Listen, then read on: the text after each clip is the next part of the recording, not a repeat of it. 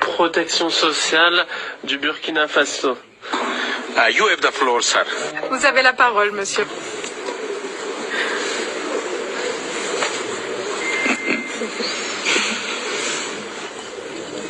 Monsieur le Président, Monsieur le Directeur général, avant tout propos, je m'incline sur la mémoire de nos frères et sœurs qui ne sont plus de ce monde, dont la perte de beaucoup d'entre eux est la conséquence des inégalités induites et entretenues, dont de l'injustice sociale.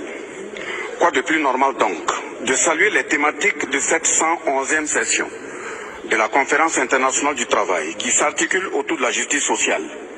Oui, les victimes de l'injustice sociale qui se manifestent dans le monde à travers des conflits et guerres fabriqués de toutes pièces sont innombrables.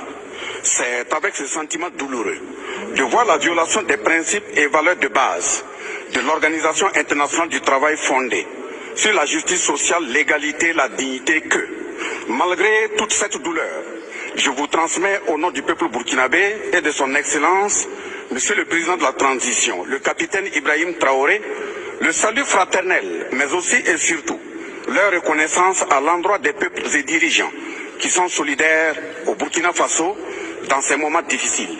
Des moments difficiles imposés par des groupes terroristes dont la perfidie et la barbarie ne semblent pas titiller la conscience de certains dirigeants du monde qui se réclament pourtant des fervents défenseurs des droits humains. Monsieur le Président, la Libye a subi des bombardements indescriptibles bien avant l'adoption de la résolution 1970 de l'ONU, et cette désarticulation a aspergé le Sahel d'armes de guerre.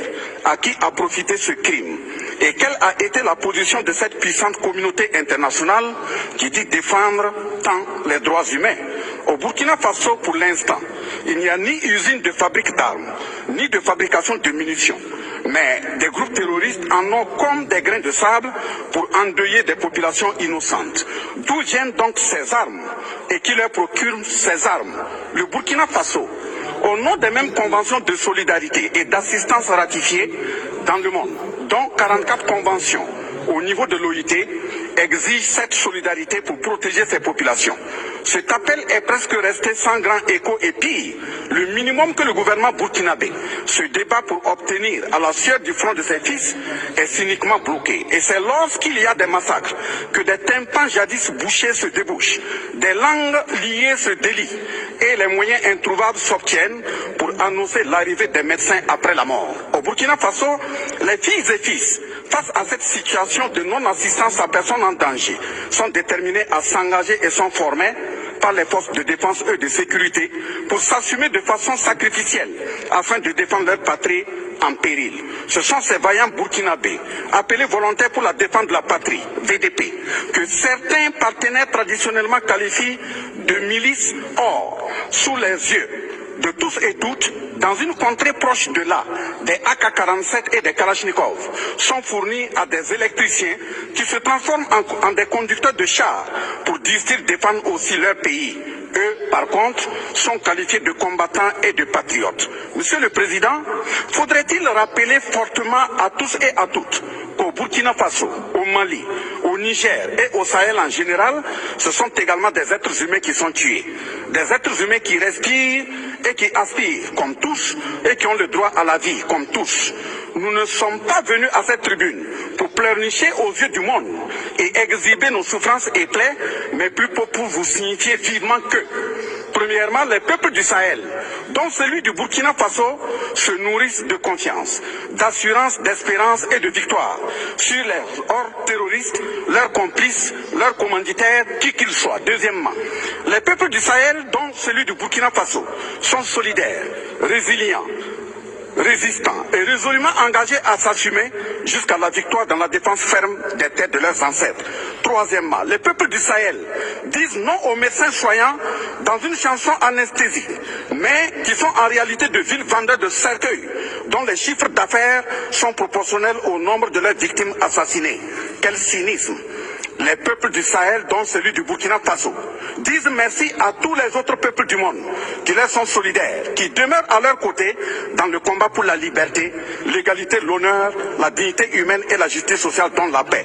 Les peuples sahéliens, dont les Burkinabés, en fraternité avec les autres peuples d'Afrique, se battront pour que les instances régionales et sous-régionales telles que la CEDEAO et l'Union africaine soient des instances au service des peuples pour leur intégration saine, leur développement et leur épanouissement, et non pour des intérêts de groupuscules organisés pour défendre leurs intérêts. Le peuple burkinabé liera de façon souveraine ses partenariats en fonction de ses besoins déterminés par lui-même et les assumera comme tels. Monsieur le Président, les peuples du Sahel, dont celui du Burkina Faso, vous disent qu'ils sont résolument engagés dans la lutte pour la justice sociale qui est la conséquence de la paix sociale, comme l'a titré le centenaire de l'OIT sur un de ses ouvrages, Si tu veux la paix, cultive la justice. Au vu donc de sa mission de justice sociale, des valeurs fondamentales de dignité humaine, de liberté et d'égalité qu'elle promeut, notre organisation est interpellée sur la persistance des injustices, des inégalités, de l'insécurité dans le monde.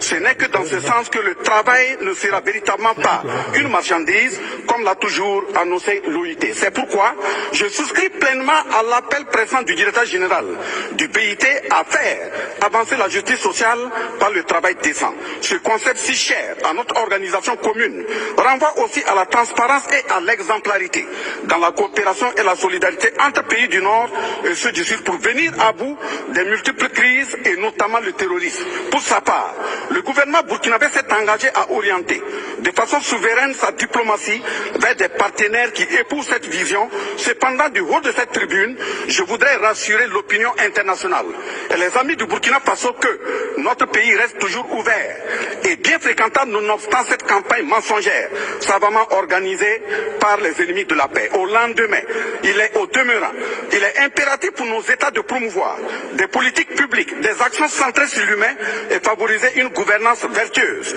en tant que des garanties crédibles pour construire des nations solidaires les unes envers les autres.